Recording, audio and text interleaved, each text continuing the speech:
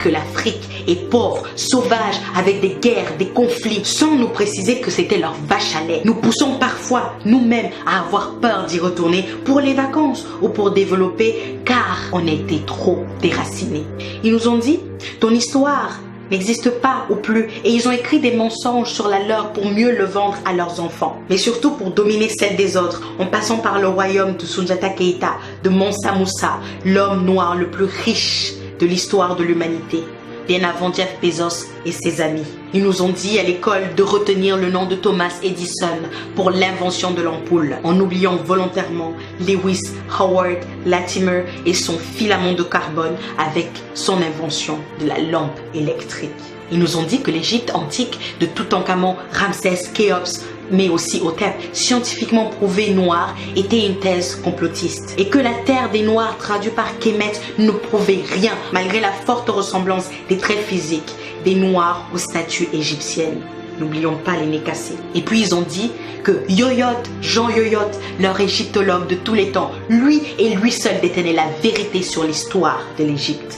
Mais que le travail de Cheikh Anta Diop est une imposture, car c'est à eux de choisir comment s'écrit notre histoire. Ils nous ont dit, nous allons garder vos objets d'art dans nos musées pour qu'ils ne soient pas détruits ou gaspillés, comme avec l'os d'Ishango du Congo, la preuve la plus ancienne de l'utilisation du savoir des mathématiques dans l'humanité et qui a été initiée par les Noirs. Ah non! Il faut surtout pas leur dire que des choses utiles ils ont inventées. Ils nous ont dit qu'ils ont fait la première déclaration des droits de l'homme en 1789, alors que la charte du Mandingue existe depuis 1236 et prônait déjà la paix sociale dans la diversité, l'inviolabilité des personnes humaines et de l'éducation, l'intégrité de la patrie, la sécurité alimentaire, l'abolition de l'esclavage ou encore la liberté d'expression. Quelle coïncidence! Ils nous ont dit, vous n'avez pas de civilisation, d'inventeurs, de chercheurs, de scientifiques, de philosophes, en passant par Thalès, Pythagore ou Hérodote. Ils nous disent aujourd'hui qu'ils sont là pour nous aider, pour lutter contre le Covid alors qu'ils n'arrivent même pas à le contrôler. Nous aider à nous délivrer de la famine avec leurs produits exportés, de nous délivrer des guerres que certains d'entre eux ont créées dans leur propre intérêt. Alors, ils ont créé des ONG pour donner du sens à leur vie, sans toutefois aider la vie de celles qu'ils prétendent protéger. Ils sont venus avec le FMI, la France-Afrique, le CFA, l'ECO et même le UN aujourd'hui. En toute sincérité, ils nous ont dit, et on y a cru pendant des siècles et des siècles jusqu'au 21e.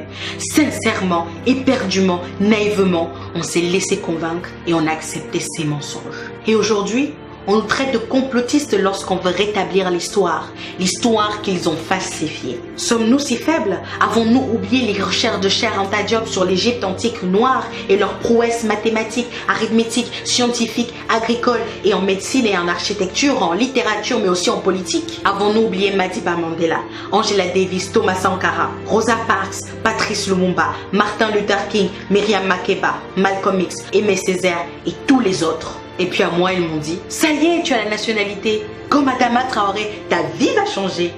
Et mes origines les ont toujours obsédées. Ils m'ont dit, il faut t'intégrer. Je me suis exécutée et j'ai parfois oublié mon passé. Ils m'ont dit, oublie ton passé pour avancer, alors que c'était juste pour me manipuler. Ils m'ont dit, arrête de parler, de te victimiser. C'est mieux ici comparé aux États-Unis. Chez nous, il y a l'égalité, du moins sur le papier. Ils m'ont dit, ta coiffure ne convient pas au poste. Je suis allée défriser, tisser, les cacher. Ils m'ont dit, ton accent est trop prononcé. J'ai commencé à whiteiser. Ils m'ont dit, ton nom n'est pas assez francisé. J'ai pensé à le changer.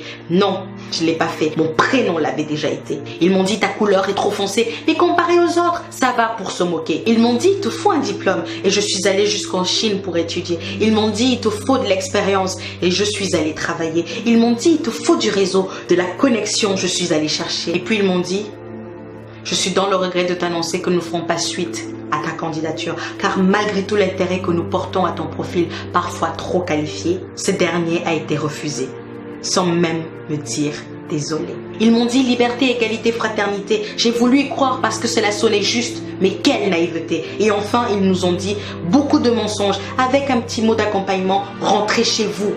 Et ça au moins, c'était vrai. Chers amis, chères sœurs, chers frères, chers pères, chères mères, pour que la vérité et le respect, la cohésion, la paix, pour que le Black Lives Actually Matter, il va falloir qu'on se réapproprie notre histoire, qu'on la transmette à nos enfants comme la Chine le fait avec les siens pour la réhabiliter. Il va falloir qu'on apprenne que le communautarisme qu'il pointe du doigt, c'est pour nous éloigner de la force économique qui va nous mener à cette dignité tant quémandée. Il va falloir consommer noir ou buy black. Cela va nous faire avancer. Il va falloir rentrer en Afrique, comme ils le disent, rentrer chez vous, pour que le continent soit enfin développé. Il va falloir qu'on se réapproprie nos terres que la Chine achète par milliers pour ne pas se retrouver expropriés. Il va falloir qu'on construise notre identité sans oublier notre passé. Il va falloir qu'on se réapproprie notre économie avec l'aide d'investir au pays. Il va falloir qu'on ait l'estime de nous-mêmes avec les vidéos de Mukwesa, Grandeur Noire, Pensée Kamit, Lenny Muga, Kemi Seba, mais aussi Crazy Sally et Soudei. Il va falloir comprendre la politique pour s'asseoir en tant qu'égal face à l'Asie. Je parle de la Chine. Il va falloir tous les jours appliquer ce qui a été dit pendant les rassemblements d'Adama et de George, car ce n'est pas fini. Il va falloir améliorer notre image comme le font les pays asiatiques en faisant du storytelling ou du marketing. Il va falloir s'insurger face à nos gouvernements qui laissent perdurer ce mépris. Il va falloir dénoncer, mais il faudra agir aussi.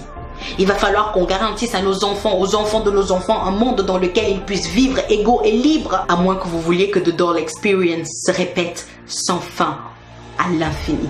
Il va falloir qu'on leur dise qu'il faut qu'ils soient fiers de cette couleur ébène avec plusieurs nuances et coloris. Il va falloir détruire les chaînes mentales. Il faut que ce soit définitif. Il va falloir leur répéter tous les jours qu'ils sont beaux, forts, brillants, intelligents, courageux et créatifs. Il va falloir leur dire qu'ils ne doivent laisser personne décider de qui ils sont ou doivent être dans cette humanité parfois racisée.